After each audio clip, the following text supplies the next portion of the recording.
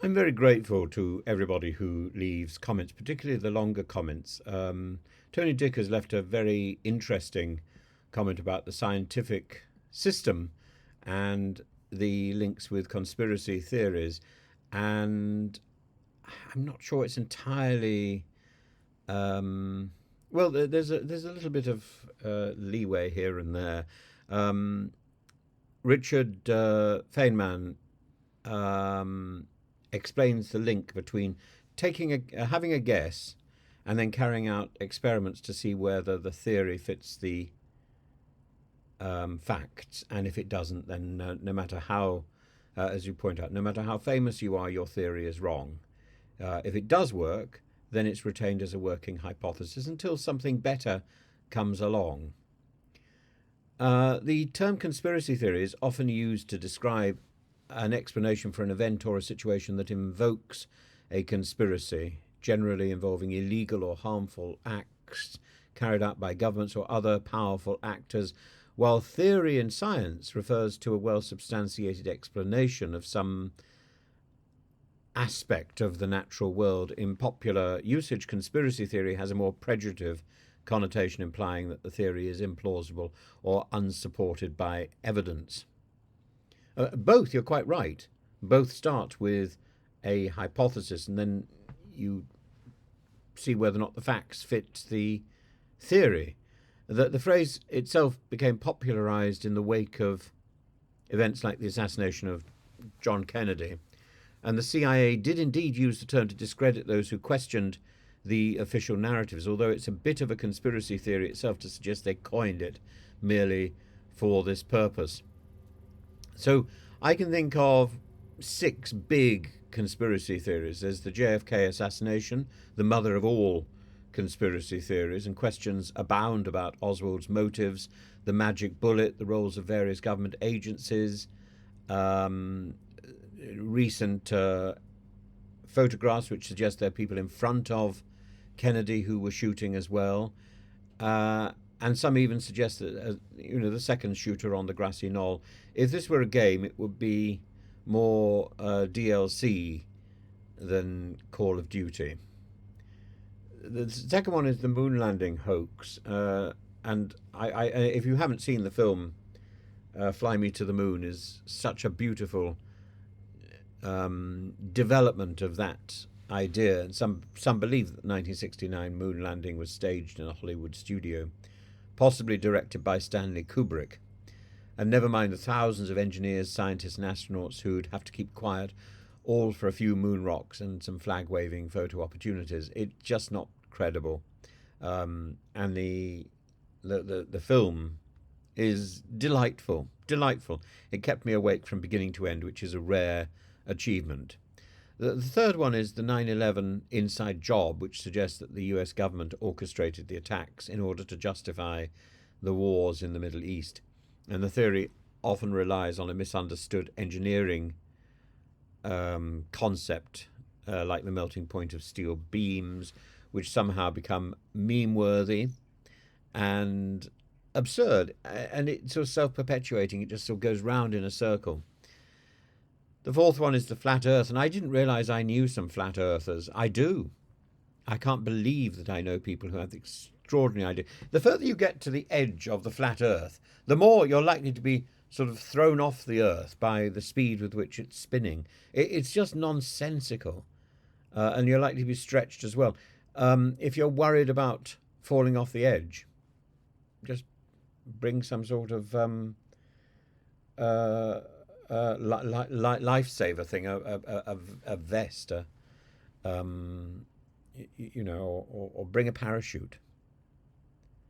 The fifth one is the reptilian overlords, and some believe world leaders are actually shape-shifting reptilian aliens. And it's hard to argue with this, because when you see politicians shedding their skin and changing their positions every few years, these monsters pandering to whatever is going to keep them in power. And then, of course, there's the conspiracies surrounding the death of the Princess of Wales, Diana, the Princess of Wales, the absence of Catherine, the current Princess of Wales, and so on. And it just becomes nonsensical. Conspiracy theories matter because they often reflect the broader anxieties in our world and the growing mistrust in institutions and figures of authority. They also spread misinformation, they create division, and that gives some individuals a sense of power. In some cases, they can lead to harmful actions such as violence or public health crises, as, for example, with the vaccination conspiracies. The scientific method, as Tony Dick rightly notes, is about forming hypotheses and testing them against observable facts. In contrast, conspiracy theories often start with a belief and then cherry-pick evidence to support it, and that evidence is fairly flimsy. The latest conspiracy theory is, of course, all about Donald Trump's assassination attempt and whether or not he had blood on his hand. And certainly there doesn't seem to be any blood on his hand in the photographs that I've seen, but it doesn't necessarily mean that this was he would have to move so fast in order to avoid the bullet. Or are we suggesting that the wounds that he sustained were simply the result of shrapnel? He apparently sustained wounds on his ear, on his cheek or his tongue, and his foot, his toe. And I've seen the most extraordinary biblical analysis which suggests that this is some sort of ritual baptism to set him aside for God's purpose. I can't see Mr. Trump as the instrument of the divine, but the Bible suggests that Cyrus was the instrument of the divine. I suppose anybody could be, which doesn't help to isolate Trump in any special way, does it? He just happens to be the scythe of history. But the conspiracy theory approach is not the same as the scientific theory. It's not like a scientific inquiry which is open to being proven wrong. And not all theories with the word theory in them are equal. Just because Einstein's theory of relativity and the theory of Bigfoot in the woods share a word doesn't mean that they share scientific rigor. So if you hear stories of a shadowy cabal or an ancient astronauts building the pyramids, Eric von Daniken, great books, remember it doesn't. It makes for a great story, but it doesn't mean it's true.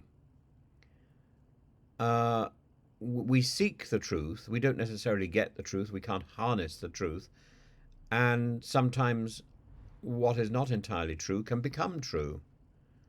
Sometimes people can see through the the construction of truth is an effort to make order out of the dissect membra, because we don't always see what we see, and it can take time for the truth to sink in.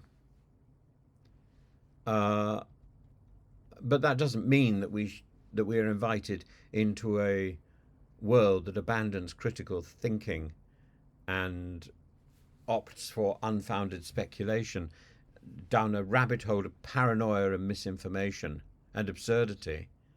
Of course we enjoy the fantastic tales. Of course we laugh at the absurd. There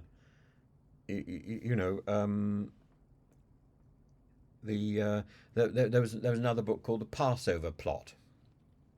There are even very interesting ideas that Jesus was not a real figure, that he was that he was some sort of projection of a myth, a historicization of. In fact, I will do a video about this because I find the idea so entertaining.